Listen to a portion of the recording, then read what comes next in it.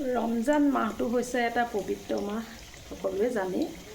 আৰু সকলোৱে যে মই আজি নাখাই থাকিলোঁ, লঘোণত থাকিলোঁ, ৰোজা ধৰিছোঁ, তেনেকৈ নহ'ব।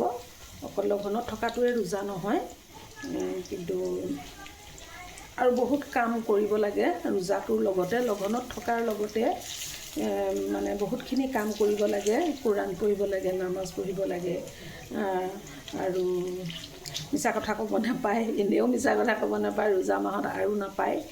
আৰু গতিকে আমাৰ এইটো খুব পবিত্ৰ মাহ হয়। আৰু এইটো মানে গুনাহ, আমি যদি কিবা পাপ কৰিছোঁ, পাপটো আমি যদি আল্লাহৰ ওচৰতে ৰোজা ধৰি নামাজ পঢ়ি পেলাই যেতিয়া আমি মাফ খুজিম, তেতিয়া মানে মাফ কৰি দিব। গুনাহ মাফৰ মাহ হয় এইটো ৰোজা মাহটো, ৰমজান মাহটো।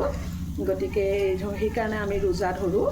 আমাৰ এইটো খুব ভাল পবিত্ৰ মাহ হয়, খুব ভাল লাগে।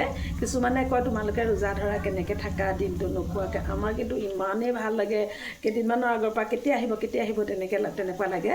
খুব ভাল লাগে আমাৰ ৰোজা মাহটো।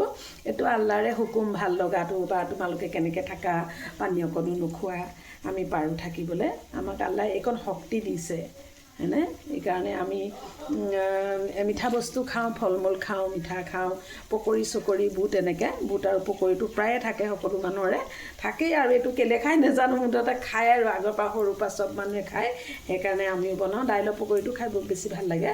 গতিকে দাইলৰ পকৰি বনাইছোঁ আজি। মই তেনেকৈ ৰমজানৰ মানে ভিডিঅ' দিয়া নাই, মই আজি অকণমান এনেই পকৰিটোকে ভিডিঅ' কৰিছোঁ। কিনো আৰু সদায় বনোৱা বস্তুবোৰ ভিডিঅ' কৰি থাকিবলৈ ভালো নালাগে, নহয়নে? খোৱা বস্তুবোৰ দেখুৱাই থাকিব নাপায় বুলি কয়, নাপায়। হয়তো আমি আজি টকা পইচা আছে কাৰণে ভালকৈ খাইছোঁ, কিছুমানে হয়তো এইটো খাব, যাৰ নাই আমি ডাইৰেক্ট ভাতে খাই দিয়ে, এনেকুৱাও আছে আমাৰ ওচৰত। কয় আমি ইমানবিলাক বস্তু কিনিব নোৱাৰোঁ, তেল চেলবিলাকৰ ইমান দাম হয়, আমি ভাতে খাই দিওঁ, এনেকৈও কয়। ভাতো খাই দিলে হয়, কিন্তু ভাতটো গধুৰ। আমি দিনটো লঘোণত থাকি ভাত খালে খুব মানে এলাহ লাগে। আকৌ আমাৰ নামাজ পঢ়িব লাগিব, বহুতখিনি নামাজ পঢ়িব লাগে সন্ধিয়া খোৱাৰ পাছত।